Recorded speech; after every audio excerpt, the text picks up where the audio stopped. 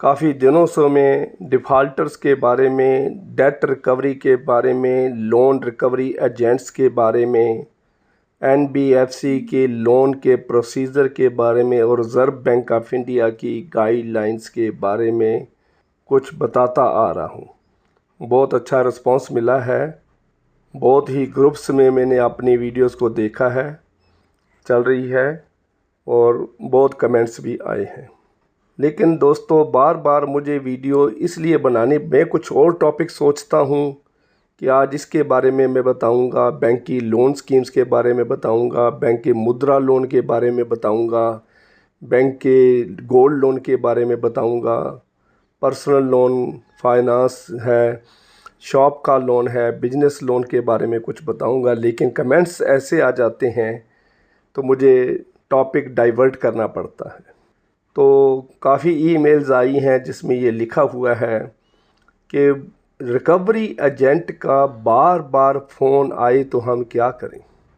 देखिए, recovery agent का बार बार phone पे परेशान करना है, परेशान कर रहा है, नींद ख़राब कर रखी है। कहीं हम गाड़ी ड्राइव कर रहे होते हैं, कहीं किसी शादी पे दुख सुख पे बैठे होते हैं, कहीं कोई धार्मिक समागम में बैठे होते हैं, कहीं अखंड पाठ हो रहा है, गुरुद्वारे में बैठे हैं, तो रिकवरी एजेंट बार बार घंटी मारता है।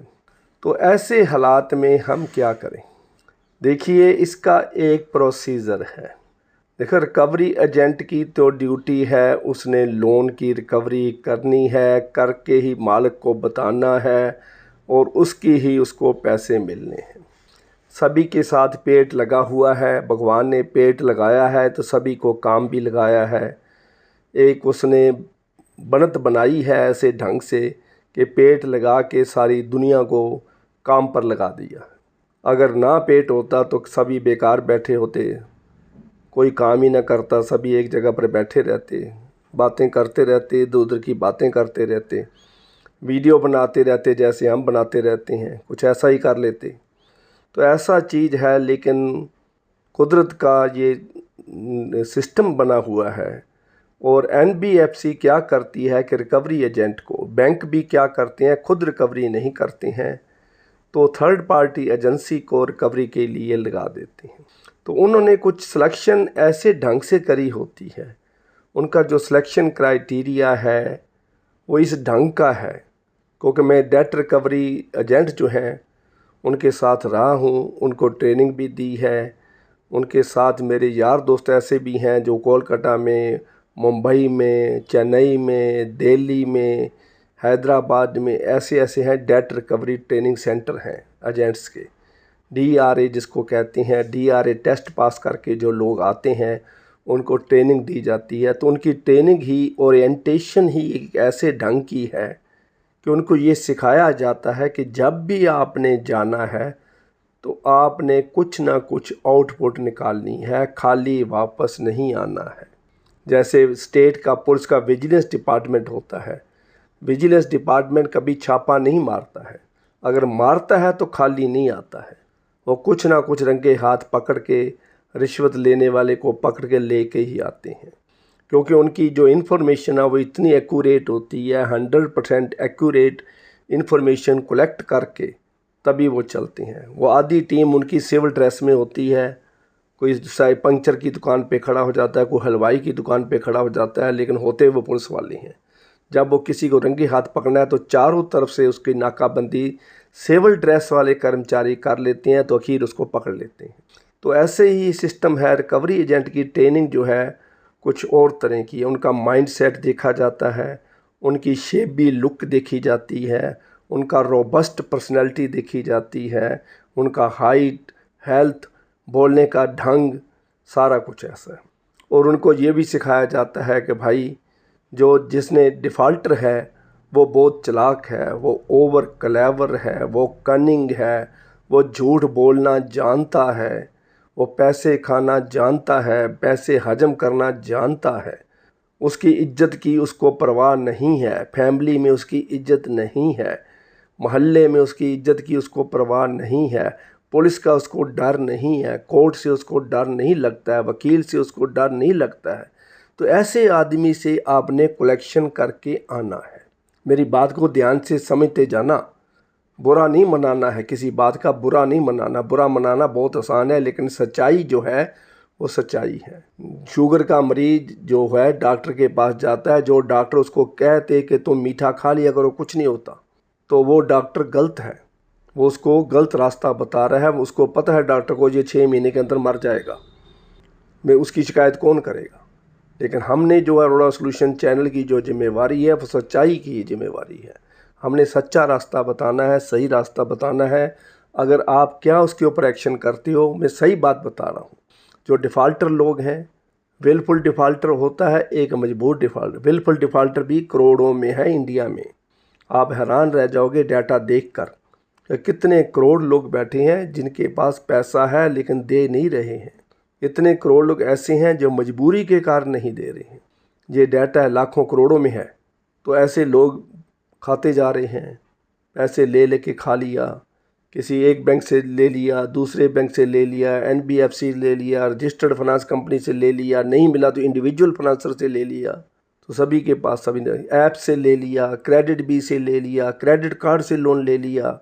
कितने रास्ते निकाले हुए हैं लोगों ने। अगर आप किसी के साथ डिफ़ाल्टर के साथ 10 मिनट बात करोगे तो आप हैरान रह जाओगे कि कितने लोगों के पैसे, कितने सोर्सेज हैं इंडिया में पैसे खाने के। इसी तरह 5 करोड़ लोग जो है साधु संत महंत बन के डेरों में बैठे हैं, धर्म का प्रचार भी करते हैं, लेकिन फ्री का लंगर खा रहे हैं, फ्री की रोटी खा रहे हैं, फ्री के आराम के बिस्तरों पर सोते हैं। और हमारे जैसे दान पुण्य करने वाले लोग जो भगवान से डरते हैं, भगवान आ जाएगा, मारेगा, कुत्ते की जून में डाल देगा, ऐसे ऐसे वो डरा के हमारे से दान पुण्य करवा लेते हैं। तो हम लोग उनके देसी घी के डिब्बे दे आते हैं, पिनियाँ दे आते हैं, पंजीरी दे आते हैं, कणक दे आते हैं, चावल दे आते हैं, खाने पीने का सामान उनके पास रखा होता है। उनके कमरे में AC चल रहे हैं, कूलर चल रहे हैं, सारी फैसिलिटीज़ उनके पास हैं। 5 स्टार होटल की सारी फैसिलिटीज़ वो एंजॉय कर रहे हैं। तो ऐसे लोग कितने हैं आपको पता है इंडिया में? 5 करोड़ लोग हैं। 5 करोड़ ऐसे लोग हैं जो दूसरे की कमाई में से हिस्सा खा जाते हैं। हम 30% तो इनकम टैक्स देते हैं, 10% इन लोगों को दे देते हैं, डायरेक्टली इनडायरेक्टली घुमा फिरा कर हम इनको दे देते हैं। 30% इंडिया की सरकार हमारे से टैक्स काट लेती है, 10% ये लोग खा जाते हैं। दान पुण्य का बहाना बनाकर, यमराज का बहाना बनाकर, नर्क स्वर्ग दिखाकर ऐसे करते हैं। तो ऐसे ही लोग हैं, ऐसे ही जैसे साधु संत लोग हैं, ऐसे ही डिफ़ाल्टर लोग भी बहुत बैठे हैं इंडिया में। तो डेट रिकवरी एजेंट को, जो लोन कलेक्शन एजेंट जिसको कहते हैं, रिकवरी लोन रिकवरी एजेंट जिसको कहते हैं, इसको दूसरा नाम भी कुछ हो रहा, चलो मैं लेना नहीं चाहता, जिनको गुर्गे भी कहते हैं, बहुत कई नाम रखे हुए हैं इनके, हर एक स्टेट में इनका अलग अलग नाम है। तो इनकी जो माइंड सेट है, इनकी स्क्रीनिंग ऐसे ढंग से करी जाती है कि इनको ऐसे ढंग से समझाया जाता है कि तुमने खाली नहीं आना है। वो आपसे ज़्यादा चतुर है, आपसे ज़्यादा धोखेबाज है, आपसे ज़्यादा बातें जानता है, आपसे ज़्यादा कानून की नॉलेज है। तो ऐसे आदमी को कैसे गिराना है। तो बात हम कर रहे हैं, बाकी होम विजिट की बात हम पहले कर चुके हैं, ऑथराइजेशन की लेटर की बात हम कर चुके हैं। अब हम फ़ोन की बात करते हैं। हम पॉइंट पे आते हैं कि फ़ोन का बार बार फ़ोन करता है तो क्या करें।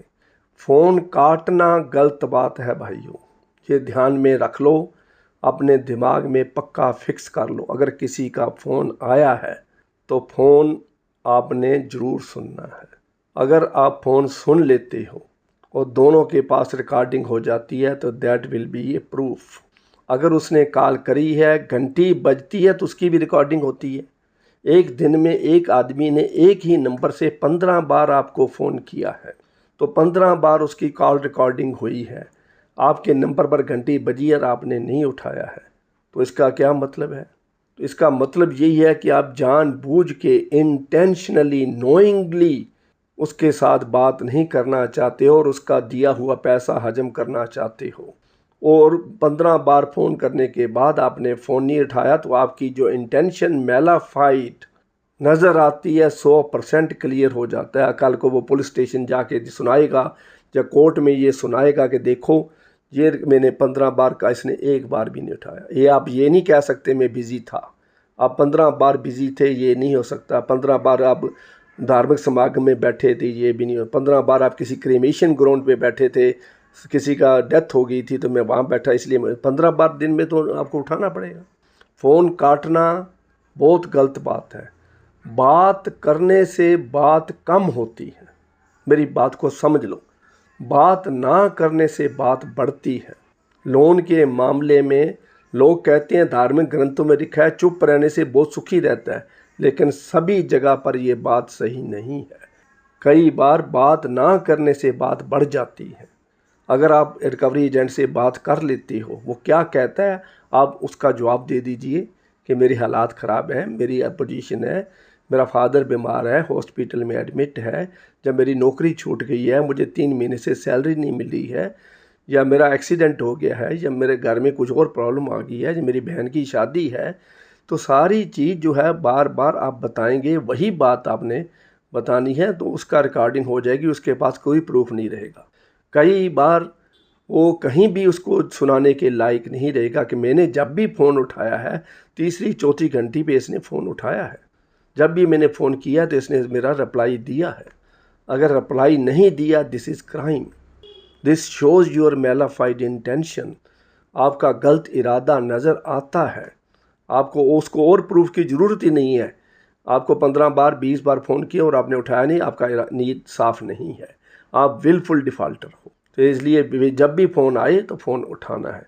दूसरी बात, गाली गलोच वो कर रहा है तो आपने उसको गाली नहीं निकालनी है। Automatic call recorder Android phone में, आईफोन सभी में है। ऐप डाउन कर लो। अगर in built automatic call recorder नहीं है तो ऐप से लो जो ऑटोमेटिक कॉल रिकॉर्डिंग करता है।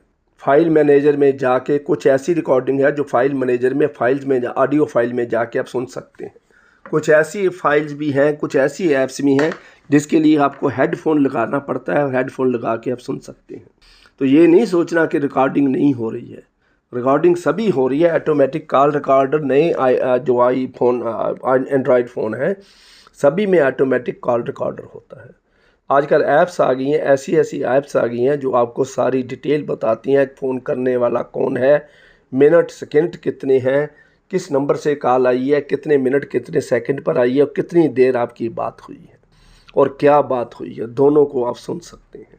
तीसरा तरीका है, देखिए अगर आप जवाब नहीं देना चाहते तो एक तरीका और है, टेक्निकल वे है। टेक्निकल वे क्या होता है कि अगर आप सिम ट्रे, फ़ोन बार बार आ रहा है तो बजाय फ़ोन काटने के, कॉल डिक्लाइन करने के, आप जो सिम ट्रे है जिसमें 2 सिम पड़े होते हैं उसको पिन लगाकर बाहर निकाल लें।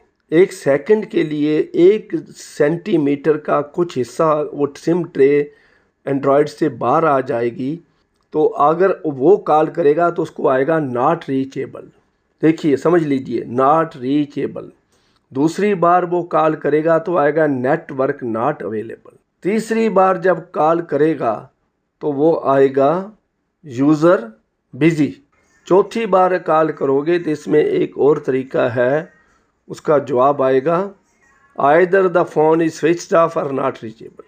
तो इसी तरह 4 या 5 मिनट वो बार बार ट्राई करेगा, फिर आपने 2 मिनट के बाद 3 मिनट के बाद सिम ट्रे को फिर अंदर कर दें तो वो हो जाएगा। तो फिर वो अपनी कॉल्स फिर आनी शुरू हो जाएंगी। तो वो सोच लेगा कि इसका फ़ोन स्विच ऑफ है, या कहीं बेसमेंट में बैठा है, कहीं ऐसी जगह पर बैठा है जहाँ नेटवर्क अवेलेबल नहीं है, मिल ही नहीं रहा है। तो उसको थोड़ी शांति हो जाएगी कि आदमी की नीयत साफ़ है लेकिन इसको फ़ोन कॉल नहीं जा रही है, वहाँ घंटी नहीं पहुँच रही है। इसका तो एक तरीका है। दूसरा तरीका है सिम को बाहर निकाल के रख लेना। सिम को जब बाहर निकाल, मान लीजिए 2 सिम हैं, जिस नंबर पर वो कॉल कर रहा है उसको बाहर निकाल के रख लो तो उसको बंद आएगा। चौथा तरीका है फ़ोन को फ़्लाइट मोड पर कर देना, 1-2 मिनट के लिए एरोप्लेन मोड पर कर देना ताकि वो उसका नेटवर्क कैच ही नहीं करेगा, तो वो ऐसा रहेगा। 5वां तरीका है जो आपने कोड लगाते हैं *62# आगे उसका नंबर डाल दीजिए जिस एजेंट से कॉल आ रही है। *62# आगे नंबर उसको डायल कर दीजिए। तो उसके बाद जब उसका फ़ोन आएगा तो वहाँ से आपको नॉट रीचेबल कॉल मिलेगी। उसका नंबर भी नॉट रीचेबल आएगा और आपका नंबर उसको भी नॉट रीचेबल आएगा। ये तरीका टेस्टेड तरीके हैं, इस तरीके को हमने आजमाया है। यही डेट रिकवरी एजेंट को सिखाए जाते हैं। आज मैं अंदर की बात भी आपको बता दूं, यही तरीके उनको भी सिखाए जाते हैं। कहीं वो आपको गुस्से में, आप उस टाइम तो आपका फ़ोन, वो शादी पे बैठा था, आपको फ़ोन पे गाली गलौज नहीं करा, लेकिन बाद में वो आपका नंबर डायल करके आपको कहीं गाली गलौज कर रहा है, तो आपने नॉट रीचेबल कैसे करना है, कैसे आपकी रिकॉर्डिंग दोनों फ़ोन में सिमिलर सेम टाइम पर दोनों फ़ोन में रिकॉर्डिंग हो जाएगी। तो ये भी करना। आजकल ऐसी ऐसी ऐप्स आ चुकी हैं जो दोनों तरफ से कॉल रिकॉर्डिंग करता है, ऑडियो और वीडियो। एक और भी सिस्टम है व्हाट्सएप पे कॉल करना। पांचवा तरीका है व्हाट्सएप पे कॉल कर देते हैं कि उसका नेटवर्क नहीं रीचेबल है तो व्हाट्सएप कॉल कर लीजिए। अगर वाईफाई के साथ कनेक्टेड है या उसके पास नेट पैक है तो वो आपको कॉल मैच्योर हो जाती है। लेकिन इसकी भी रिकॉर्डिंग है। लोग कहते हैं कि व्हाट्सएप कॉल की रिकॉर्डिंग नहीं होती है। प्ले स्टोर पे जाके ऐप सर्च करिए WhatsApp call recording, automatic call recording. YouTube पर आप सर्च करिए व्हाट्सएप कॉल रिकॉर्डिंग मेथड, तो आपको देखना कितनी वीडियो ये बताएंगी कि व्हाट्सएप कॉल को रिकॉर्ड कैसे करना है। बिल्कुल नहीं बच सकते। व्हाट्सएप कॉल है जो भी है। एक आ गया ब्लू कॉल, एक ऐप आई है ब्लू कॉल। ब्लू कॉल में भी सोचते हैं लोग कि ब्लू कॉल में जब कॉल करेंगे तो रिकॉर्डिंग नहीं होती है, लेकिन ब्लू कॉल की भी रिकॉर्डिंग होती है। ब्लू कॉल में एक चॉइस आपको मिलती है कि आप कौन सा नंबर वहाँ शो करना चाहते हैं। जिसको आप कॉल कर रहे हैं उसके पास कौन सा नंबर आए, वो आपका नंबर नहीं आएगा। जिस नंबर से, जिस डिवाइस से, जिस सिम से आप कॉल कर रहे हैं वहाँ पर कॉल नहीं आएगी, वो आपका नंबर शो नहीं करेगा। मान लीजिए उसने +1 262 413 321 सेलेक्ट कर लिया, तो आपको यही नंबर दिखाएगा जो उसने चूज़ करा है। लेकिन इस केस में ये पेड कॉल है, 5 कॉलें फ्री हैं, उसके बाद आपको क्रेडिट्स लेना पड़ता है। इसलिए रिकवरी एजेंट इसको बहुत यूज़ नहीं करते, लेकिन रेयरली इसको यूज़ किया जाता है। जब बहुत ही ढीठ आदमी है, वो नहीं उठा रहा है, तो क्या करते हैं, वो ब्लू कॉल से करते हैं जिसमें आपका उसका नंबर नहीं आएगा। आप समझेंगे फॉरेन कंट्री से किसी रिश्तेदार का, किसी का फ़ोन आ गया है तो आप उठा लेते हैं, लेकिन रिकवरी एजेंट आगे से बोलता है और गंदी गंदी गालियाँ भी निकालता है कि मैंने 20 फ़ोन कंजर आपको करे हैं और तुमने फ़ोन क्यों नहीं उठाया। कभी आप नॉट रीचेबल आ जाते हो, कभी डिक्लाइन कर देते हो, कभी कहते घर में नहीं है, कभी बच्चे को पकड़ा देते हो, कभी वाइफ को पकड़ा देते हो, कभी बुजुर्ग माता को पकड़ा देते हो, मेरा बेटा बाहर गया हुआ, घर में मोबाइल फ़ोन भूल गया है। तो ऐसे ऐसे तरीके हैं, झूठ बोलने के तरीके हैं। मेरे गाड़ी में फ़ोन रह गया था, मेरा ऑफिस में फ़ोन रह गया था, मेरा फ़ोन रास्ते में गिर गया था, मेरा फ़ोन तो कोठे में, मैं कोठे पे सैर कर रहा था, मेरा फ़ोन नीचे रह गया है। तो ऐसे ऐसे बहाने बनाए होते हैं। मैं बाज़ार चला गया था, मैं डॉक्टर के पास बैठा था, मेरे को इंजेक्शन लगवा रहा था। तो ऐसे बहाने हैं। लेकिन ब्लू कॉल में नंबर किसी और का आता है तो इमीडिएटली वही लोग जो कहते हैं मैं घर पे नहीं हूँ वही उठा लेते हैं। तो ये ऐसे तरीके हैं। लेकिन सबसे बड़ा तरीका मैं आपको ये जो पल्ले बांधने वाली बात है, रिकवरी एजेंट का फ़ोन को काटना नहीं है। पहली बात तो ये समझ लीजिए, हर बार उसका फ़ोन उठाना है। उसकी बात मैच्योर होगी तो दोबारा फ़ोन नहीं करेगा। अगर आपने सारा दिन उससे बात नहीं करी तो बार बार आपको परेशान ही करेगा और क्या करेगा। उसने तो रिज़ल्ट बताना है। उसने तो ऑफिसर को जाके NBFC को ये बताना है कि आज मैंने इस आदमी को, रामलाल को मैंने कॉल किया और मेरी ये बात हुई, उसने मुझे मैं ये कहा और उसने मेरे को ये जवाब दिया, और रिकॉर्डिंग भी सुनाता है वहाँ जाके। रिकॉर्डिंग जो होती है 30 40 50 रिकॉर्डिंग पेन ड्राइव में डाल के वो अपनी कंपनी के मैनेजर को देता है। देखो जी इस आदमी से इस डेट को बात हुई है। तो आप ये मत सोचना कि रिकॉर्डिंग नहीं होती है, ये मत सोचना कि ऑफिस में उसका रिकॉर्ड नहीं रखा जाता है। हर एक रिकवरी एजेंट के नाम पर कंप्यूटर में एक फ़ोल्डर बनाया जाता है। 30 लोगों को उसको बात बताई जाती है कि 30 लोगों के से रिकवरी करनी है। उस 30 लोगों के बाय नेम रिकॉर्डिंग की डिटेल कंप्यूटर में सेव करी जाती है। किस किस डेट को इसने फ़ोन करा, किस डेट को उसने फ़ोन नहीं उठाया, अगर उठाया तो इसने क्या बात करी और उसने क्या जवाब दिया। तो ये मत सोचना भाइयों, मैं अंदर की बात बता रहा हूँ क्योंकि मैं खुद ट्रेनर रहा हूँ, खुद इस लाइन से रहा हूँ, खुद इस लाइन से निकला हूँ। तो मेरी बात को पल्ले बांध लीजिए। आज की वीडियो में यहीं समाप्त करता हूँ। 5 तरीके मैंने बता दिए हैं फ़ोन को बंद करने के। फ़ोन चलता रहेगा, घंटी भी बजती रहेगी, लेकिन उसको ये सुनेगा नॉट रीचेबल, ये नॉट रीचेबल सुनाई देगा, नेटवर्क नॉट अवेलेबल होगा, कहीं ना कहीं कुछ ना कुछ ऐसा आ जाएगा जिससे वो पता चलेगा कि आप काट नहीं रहे हैं, आप बैठे हैं लेकिन आपके पास घंटी पहुंच नहीं रही है। तो वीडियो बनाने का लाभ तभी है दोस्तों, जो डिफ़ॉल्टर जिनकी नींद ख़राब है, वो जो एक अपने आप को कल्प्रिट समझ रहे हैं, अपने आप को मुजरम समझ रहे हैं, अपराधी समझ रहे हैं, गुनाहगार समझ रहे हैं, अपने आप को पापी समझ रहे हैं, उन सभी के पास ये पहुंच जाए, ताकि वीडियो सुनने के बाद उनको रात की नींद आराम से आ जाए, उनको नींद की गोली ना खानी पड़े, उनको कोई दवाई ना लेनी पड़े, डॉक्टर के पास ना जाना पड़े, कोई नशे का इस्तेमाल ना करना पड़े। तो ऐसे ढंग से इस वीडियो को ज़्यादा से ज़्यादा अपना धर्म समझकर इसको आगे शेयर करो। व्हाट्सएप ग्रुप्स में, फेसबुक ग्रुप्स में, डिफ़ॉल्टर्स के ग्रुप्स में, NBFC ग्रुप में, सिबिल स्कोर वाले ग्रुप्स में, टेलीग्राम चैनल पर, सभी तरह के जो सोशल मीडिया है सभी जगह पर इसको फैला दें। तो मुझे आशा है आप मेरी छोटी सी रिक्वेस्ट ज़रूर मान जाओगे और कमेंट्स में मुझे लिखें कि मेरी वीडियो कैसी लगी है, मेरा सजेशन कैसा लगा है, इसमें क्या गलती है और मेरी आवाज़ आपको कैसी लगी है। वीडियो में आवाज़ क्लियर आ रही है तो मुझे सारा कमेंट्स में ज़रूर लिखें। Thank you very much.